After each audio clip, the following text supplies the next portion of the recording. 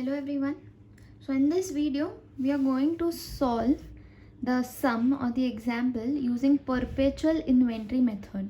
In the previous video we had seen the periodic inventory method and solved an example using that under all the four methods. In this video we are going to solve a similar example under perpetual inventory method. So let us first go through the example. In the example we have been given various dates and we have been given quantity and the price at which per unit has been purchased. So on December 4th we have a purchase of 900 units at rupees 50. On 5th of December there is an issue as in you have used it for production at 500 units you have used.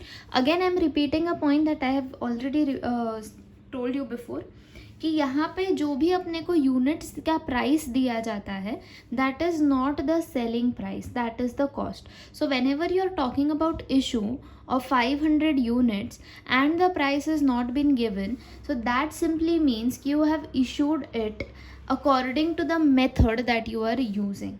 You have to give it a price or you have to give it a value according to the method that you are going to use. Then there is on 10th of December there is a receipt of 400 units at rupees 55. On 11th again there is a receipt of 300 units at rupees 55. On 19th there is a receipt of 200 units at rupees 60 per unit. On 20th there is issue of 600 units. अब ये 600 units कौन से issue हुए हैं, क्या price पे issue हुए हैं, ये चेंज होने वाला है according to the method that we are going to follow. 28th December को again there is a receipt of 800 units at rupees 47 per unit. 29th को there is an issue of 500 units. We have to solve using FIFO, LIFO and weighted average method. So first let us solve this example using FIFO method, that is first in first out. Now what do you mean by first in first out? तो first in first out simply means कि जो चीज़ आपने पहले खरीदी है वो चीज़ आपने पहले यूज़ की है. So first I would just want to give a quick overview of what the format in a perpetual inventory system of recording inventory looks like. So you have the date column, you have receipts, you have issues and then you have balance. Because as when we had discussed perpetual inventory recording system, तो perpetual inventory system में you record the balance of inventory after each issue and after each receipt. ठीक है. So let us start. I have already solved the sum here. I am going to explain how it has been solved, the first 2-3 transactions, and then you can solve the sum on your own and cross check it with this paper. ठीक है, आपको ये paper के scan copies मिलने वाले हैं. सो या फिर मिल भी गए होंगे अब तक. On your mobile you have the soft copy, so you can try solving the sum on your own and then cross checking the answers with this. ठीक है, चलो. So first 4th of December we write the date in the date column. Then receipt क्या हुआ है, 900 units we have received at the rate of rupees 50. Quantity is 900, rate is 50. So the value of goods that we have received is 45,000.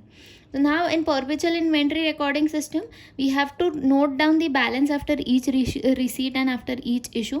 So यहाँ पे हम लोग balance record करते हैं 900 eight rupees 50. 45,000 value है मेरे क्लोजिंग इन्वेंट्री का या मेरे इन्वेंट्री का as on 4th of December.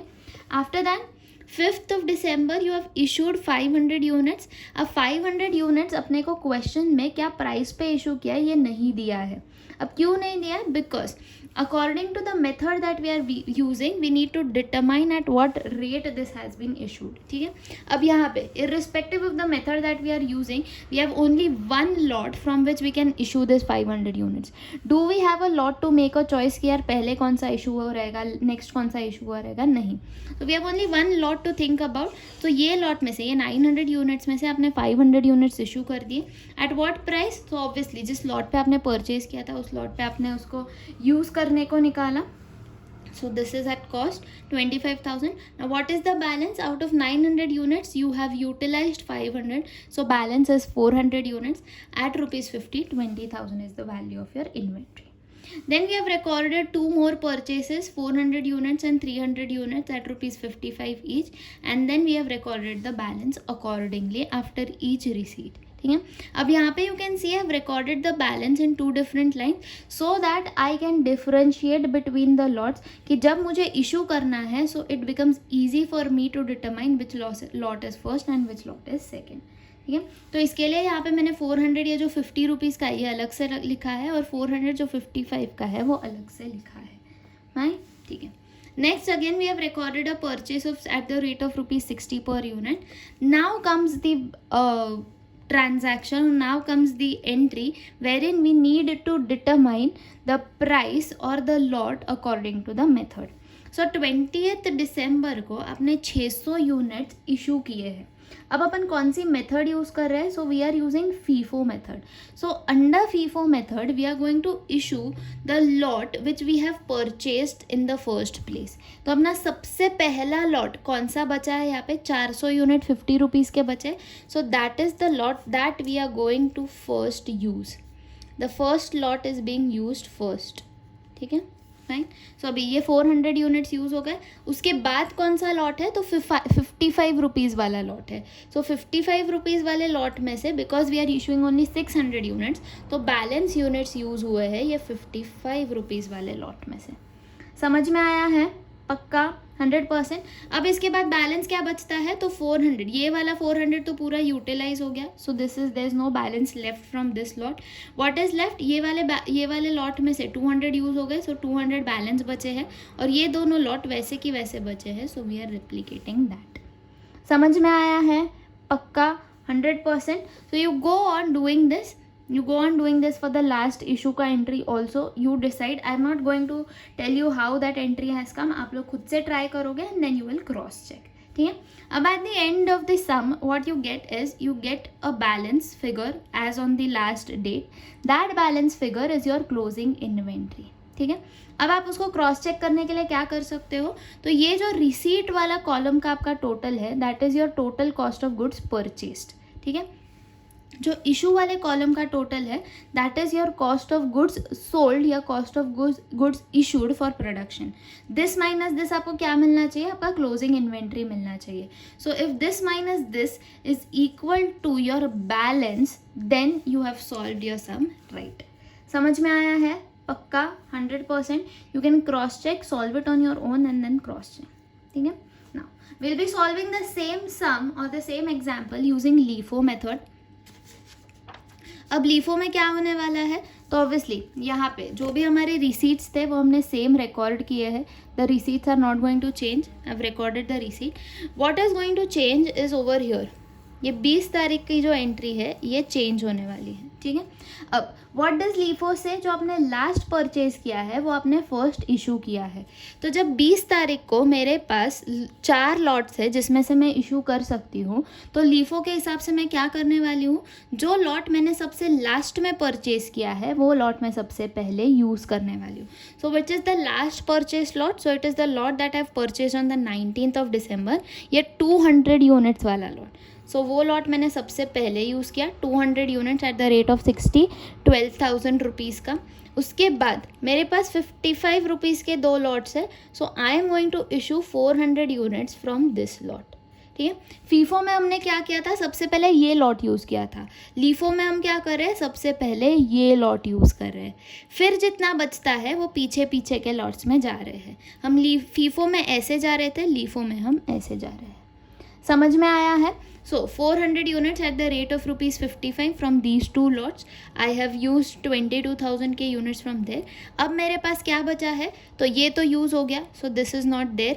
ये वाला यूज़ हो गया, this is not there. इसमें से 100 यूनिट्स बचे, इसमें से 100 यूनिट्स यूज़ हो गए, 300 यूनिट्स बचे हैं। So 300 units at the rate of 55 and 400. The first lot remains the same, 400 units at the rate of rupees 50, ठीक है। अभी ऐसे ही आप आगे की एंट्रीज करोगे। In the last 29th December का entry again you will have to choose the last lot first and then solve accordingly. You can again cross check. आपके टोटल परचेजेस, आपके पास total goods issued for production का भी ये है and then you have the balance. If that matches you have solve your sum rightly. समझ में आया है? FIFO LIFO done. Now we move on to weighted average method. Now what we are going to do in the weighted average method, तो periodic system का सबको याद है.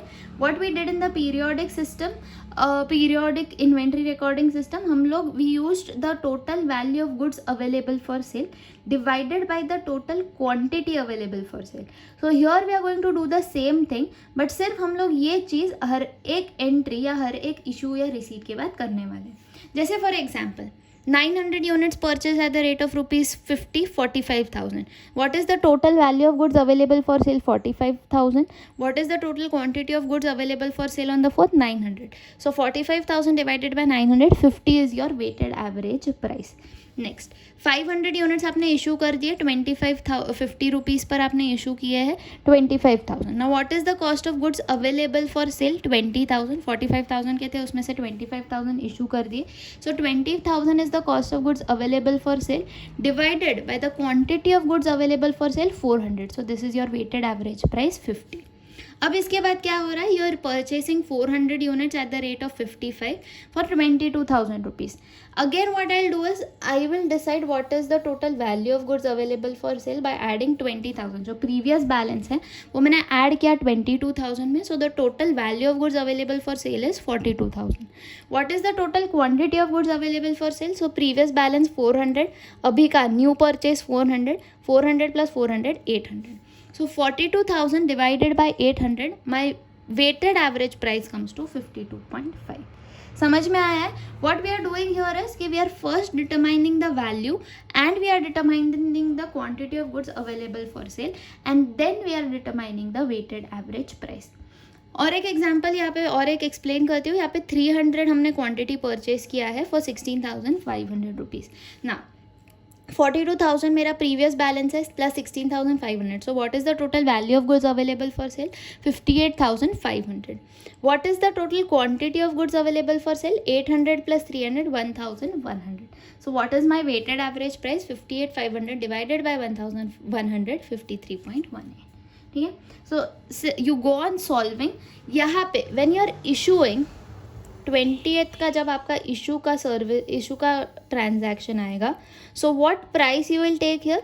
सो आपका जो यहाँ का प्राइस है, the weighted average price that you have determined in the previous balance is going to be your issue price. ठीक है, समझ में आया है पक्का? Then you go on and then this what you get, ये आप खुद से सॉल्व करके निकालोगे. This what you get is your value of inventory according to weighted average method under the perpetual system of inventory recording. समझ में आया है पक्का? 100%.